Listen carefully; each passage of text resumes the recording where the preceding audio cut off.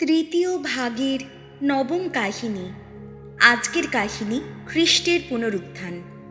সমগ্র খ্রিস্ট ধর্ম খ্রিস্টের পুনরুত্থানের তত্ত্বকে কেন্দ্র করে সুসংহত হয়।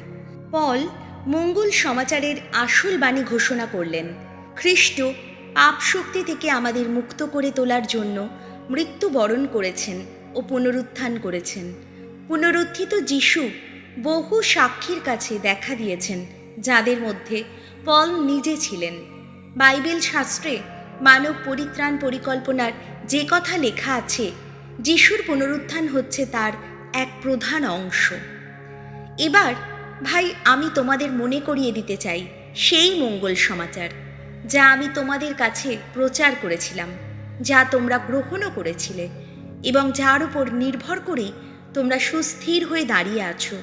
সেই মঙ্গল সমাচারের গুণেই তোমাদের পরিত্রাণ এখন সাধিত হচ্ছে। অবশ্য আমি তোমাদের কাছে যা কিছু প্রচার করেছি, তোমরা যদি তাই আঁকড়ে ধরো, নইলে তোমাদের ওই বিশ্বাস করাটা বৃথাই গেছে। আসলে আমার নিজের কাছে যে বাণী সম্প্রদান করা হয়েছিল, আমি সবচেয়ে গুরুত্বপূর্ণ বাণী হিসাবেই তোমাদের কাছে তা সম্প্রদান করেছি। আর সেই বাণী হলো এই যে, শাস্ত্রে যেমনটি লেখা ছিল সেই মতোই আমাদের পাপের প্রায়শ্চিত্ত করার জন্যে খ্রিস্ট মৃত্যুবরণ করেছিলেন এবং তাকে সমাধিও দেওয়া হয়েছিল। আবার শাস্ত্রে যেমনটি লেখা ছিল সেই মতোই তিনি তৃতীয় দিনে পুনরুত্থিত হলেন। তিনি পিতরকে এবং তারপরে সেই 12 জনকে দেখা দিলেন। পরে তিনি একসঙ্গে 500-র বেশি ধর্মভাইকেও দেখা দিলেন।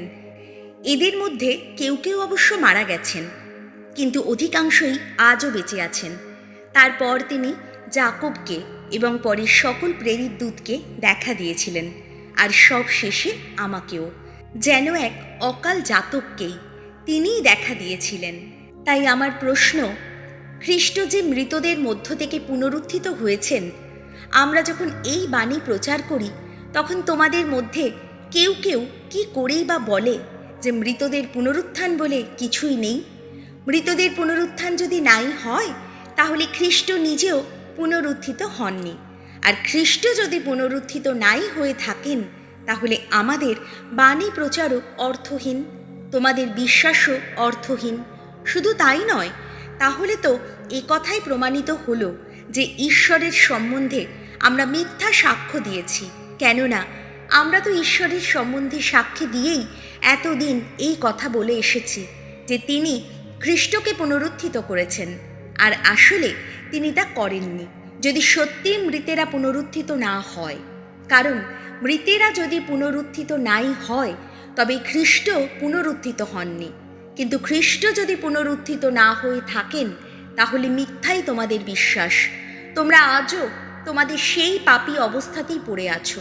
শুধু তাই নয়, তাহলে খ্রিস্টের শরণাপন্ন অবস্থায় মৃত হয়েছে যারা, তাদের নিশ্চয়ই সম্পূর্ণ বিনাশ ঘটেছে।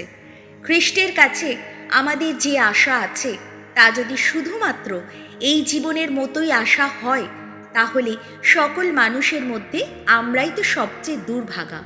আসলে কিন্তু খ্রিস্ট মৃতদের মধ্য থেকে পুনরুত্থিতই হয়েছেন। শেষ নিদ্রায় নিদ্রিত হয়েছে যারা, তিনি তাদের মধ্যে যেন নতুন ফসলের সেই প্রথম অংশেরই মতো। প্রভু যীশু, তোমার জয় হোক। আমেন।